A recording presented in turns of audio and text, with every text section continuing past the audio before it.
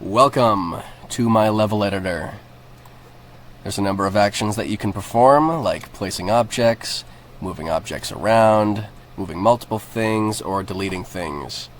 Now, every time you perform an action, as you can see, it gets sent to a list, and it's just shown here.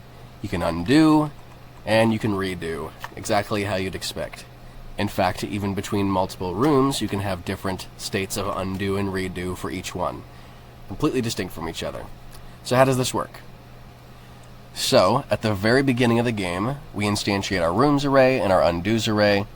We load all of the rooms into memory from the disk, and we start instantiating our undos. All this basically does is say, hey, for each room, make a struct with the ID of the room, and give it an undo stack and a redo stack.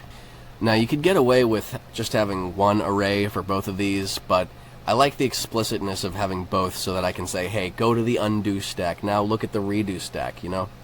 When we actually want to perform an action, like placing an item, you can just ignore all this. This is the moment right before the object actually gets spawned, we save our undo state. So we basically just make sure we're in the right place of the undos array, and we send a struct to the undo stack for that room's undo slot, which just has the name and the current state of the room. When we actually want to perform the undo with our hotkey, before we actually do any of the changing of data from the current state to the saved state, we save our redo state right beforehand. As you can see, this is almost the exact same as the undo save state, but just like I said before, I liked the explicitness of being able to separate these two things and being able to just call, undo save state, redo save state. But yeah, the only difference is that we're sending it to the redo stack for that room instead. And as you might have imagined, when we want to perform a redo, we do the exact same thing, but the opposite. Right before we do any data transfer, we just say, save our undo state. Push the current state of the program to the undo stack.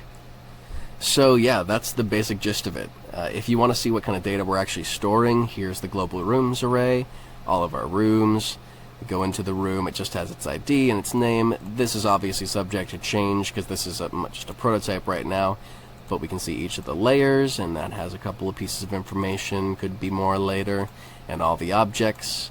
Each object has this is going to be like variable definitions. You can put a piece of text attached to an object just for, debug purposes, or, just to leave yourself a little note. And this data, the actual ID built-in variables of each instance, is not saved. This is just attached to the ID.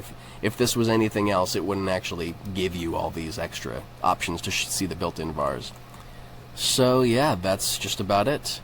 If you have any questions, feel free to leave a comment, and thank you for watching. See ya.